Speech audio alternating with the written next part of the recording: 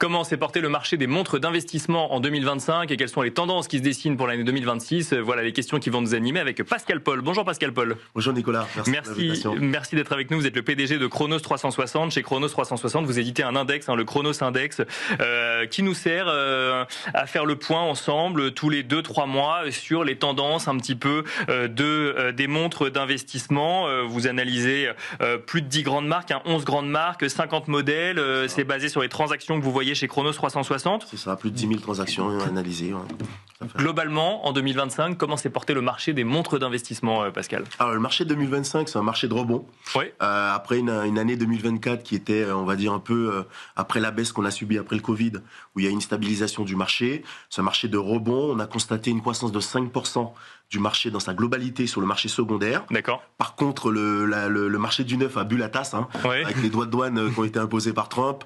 Malheureusement, c'est un marché qui a fini avec une décroissance de 1,6% en valeur. Et quand vous allez sur le volume, ça représente quasiment 6% du volume en moins qui a été vendu sur l'année. Ça, c'est le marché neuf. Alors, on va dire la seconde main tire le marché global horloger parce que ça reste très dynamique. On a les nouveaux investisseurs qui rentrent, notamment la génération Z, on va en parler tout à l'heure, qui s'intéresse vachement aux montres. D'accord. Les anciens investisseurs qui reviennent, et puis il y a les trois magnifiques qu'on appelle chez nous qui tirent le marché, qui sont Patek Philippe, Rolex, Cartier aussi, qui donnent des marques extrêmement intéressantes, qui sont toutes en croissance. En croissance en valeur ou en volume? En croissance en valeur. En valeur, puisque la valeur des montres a pas mal augmenté. D'accord. On est sur le segment hyper haut de gamme. On vend pas, c'est pas des millions de montres, mais c'est des pièces qui, on va dire, d'investissement où les gens placent leur patrimoine. Et pour comparer, Patek Philippe a augmenté de 7% en valeur sur l'année 2025. Rolex a été 5% et Cartier c'est 1,5%. Par contre, vous avez Audemars Piguet qui a un petit peu baissé, qui a fait moins 2% de croissance sur la période et qui fait partie des 4 marques qui sont le gros volume de ce marché mondial. Et la Gen Z, les jeunes générations se mettent à acheter des montres de valeur plutôt que des montres connectées? C'est un vrai constat. Aujourd'hui, on va dire la digital native, ils délaissent leur smartphone, ils portent la Rolex. Donc, d'accord, ok. On pensait que les Apple Watch allaient tuer le marché des montres de luxe. Ben non. Aujourd'hui, les moins de 30 ans représentent 15% de nos ventes. Il y a une croissance qui est assez phénoménale.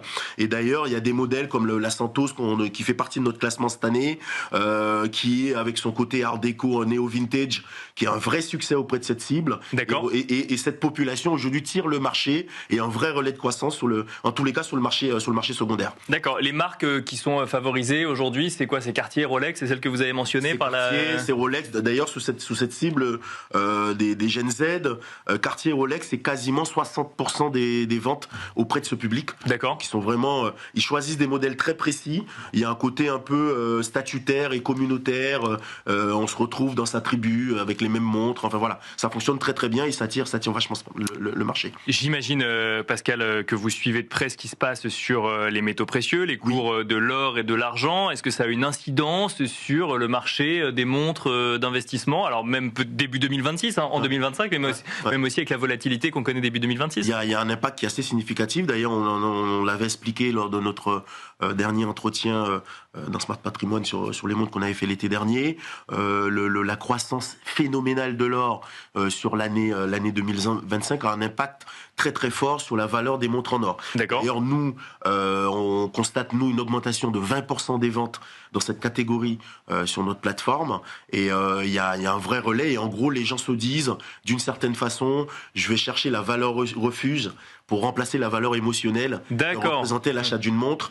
Et en achetant une montre en métaux précieux, en quelque sorte, ils rajoutent une forme de collatérale et qui permet de sécuriser leur portefeuille d'investissement. Donc il y a un vrai relais des montres en or qui a soutenu le marché sur l'année 2025. La volatilité des dernières semaines sur les métaux précieux, ça vous inquiète sur potentiellement les décisions d'achat en lien avec la valeur qui serait aussi portée par la matière première qui serait peut-être un peu chère aujourd'hui, non? Non, pas vraiment, parce que les gens, l'attrait pour les montres en or, d'une certaine façon, avant tout, on investit malgré tout sur une marque une montre, un modèle, un émotionnel. Après, on va dire, c'est de la réassurance supplémentaire de dire, je la prends en or, au moins le poids de l'or me ratio par rapport à l'argent que j'ai mis. Mais nous, on craint pas du tout la volatilité de ce marché. Je pense qu'il n'y aura pas d'impact sur le marché des montres. Vous avez sélectionné avec vos équipes, Pascal, 3 montres qui, selon vous, sont porteuses en matière de montres d'investissement, toujours. Tout à fait. En 2026, sans surprise, on retrouve une Rolex dans le top. Je précise que les performances passées ne présagent pas des performances futures. Bien sûr. Il s'agit d'un palmarès qu'on crée par rapport aux données de vente et des demandes sur l'année écoulée. Et il y a 3 pièces qui sont sorties. C'est ces 3 pièces-là qu'on conseille à ceux qui veulent investir dans les montres. Et on commence d'ailleurs par la première marche du podium. Là, pour la première marche du podium, c'est la Rolex Daytona, que tout le monde connaît. C'est quand même le chronographe de tous les superlatifs. C'est quand même la montre qui a fait le plus gros score aux enchères. La Paul Newman qui avait fait 17 millions d'euros aux enchères en 2013. C'est le chronographe que tout le monde connaît, qui a fait une croissance de plus de 10% de valeur en 2025. D'accord. On recommande fortement parce que les prix sont assez accessibles. Le niveau d'entrée est autour de 25 000 euros. D'accord. La valeur du neuf est à 16-17 000 euros. Pour les montres d'investissement. Accessible pour les montres d'investissement, exactement. Parce que c'est une montre qui valait 2 fois plus cher du pic du marché. Donc ça, c'est le lauréat qu'on présente aujourd'hui, qui est une montre qui a une très belle histoire. Le numéro 2 qu'on propose, c'est la Cartier Santos. Ouais. On parlait la fameuse. La fameuse. Et alors pourquoi est-ce que les jeunes l'achètent autant? Dites-nous. En fait, les jeunes l'achètent beaucoup parce qu'il y a un côté on va dire néo-vintage et art déco qui plaît beaucoup. Ouais. Mais c'est une montre qui a été adoptée par les stars américaines. D'accord, oui, c'est ça. Voilà. Taylor Swift, Tom Cruise. Du coup, il y a quand même il y a une adoption qui a été faite. Et puis, c'est une montre qui rentre dans les portefeuilles des jeunes, qui vaut entre 4 et 7 000 euros suivant les modèles. Donc là, ça reste accessif, sauf que la cote est en train d'exploser. Elle a pris plus 20%, 18% sur l'année. Donc, c'est le bon moment de l'acheter si ça vous plaît. Et on espère une hausse assez importante. Ça, c'est un modèle masculin, féminin. Vous avez cité les deux, ou Taylor Swift, Tom Cruise. Voilà, il y a un 36 mm, c'est plus femme, et puis en 40 ou en 41, c'est plus homme. Et le dernier petit bijou qu'on vous propose d'investir cette année, c'est la Omega Speedmaster, la Moonwatch. Ouais. Qui a été la première montre portée sur la Lune en 1969 lors de l'alunissage.